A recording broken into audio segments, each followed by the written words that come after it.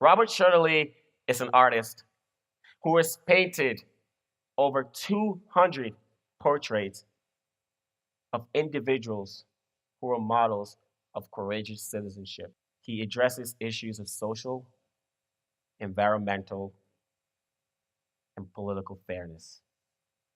We stand witness to his vision of peace through his art.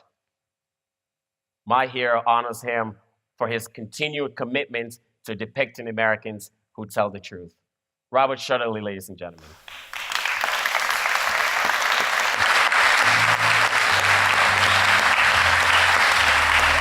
Thank you very much. What a story.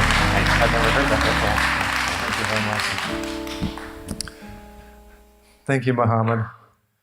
I had not heard his story. I'm a little speechless right now.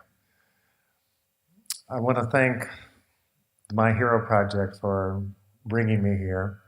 It's been an extraordinary few days. And I'm so grateful to be honored by them, by an organization that is so high in my own estimation of doing great work in this country and all over the world to help make peace and to present the same kind of models for young people that I'm trying to do with my work. So I thank you, all of you connected with My Hero.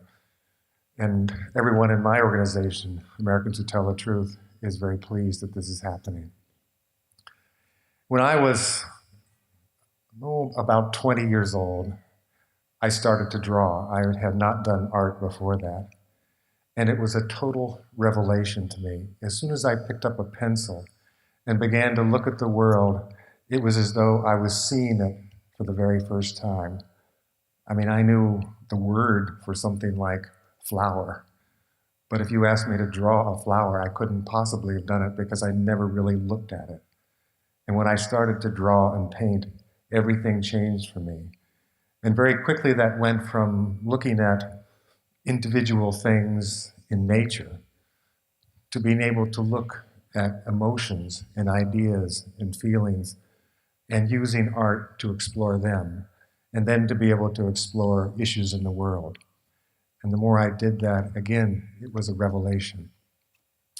However, as I gradually adopted and matured into a voice as an artist, I never would have believed that I would be painting portraits, which was not on my agenda at all, nor the kind of portraits that I'm painting today that have words scratched into the surface of them. That came about because of what happened at 9/11 and right afterwards. Not the 9/11 experience itself, but I'm sure anyone close to my age or something like that will remember that within a few days of 9/11, our government began a process of using fear and propaganda and patriotism and racism to manipulate all of us into war. I should say, another war that didn't need to be fought. And I was thinking, in the little town I live in on the coast of Maine, what can I do at this moment? I was feeling so alienated, so angry at my own country for allowing this to happen. Not just at the government, but the media, the people who were allowing it. And what could I do?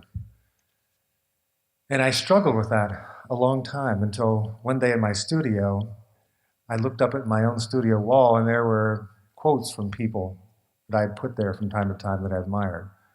And there was this quote from Walt Whitman that said, it was his commandment to all of us. He said, "This is what you shall do. Love the earth, the sun, and the animals. Despise riches. Devote your wealth and labor to others. Argue not concerning God. Give alms to anyone who asks, and take off your hat to nothing known or unknown." And what he meant by that is everything in the created world is essentially equal. No thing needs to take off his hat and bow down to anything else. I was so moved by that. It was like this was a statement of the essential notion of democracy, something that seemed completely missing from our country today. And I said, I will paint his portrait. I'll scratch his words into the surface, and I will feel better. I mean, any of you know who do any kind of art at all that that's often the first impulse with our art is to make ourselves feel better. And I did that, but then I couldn't stop.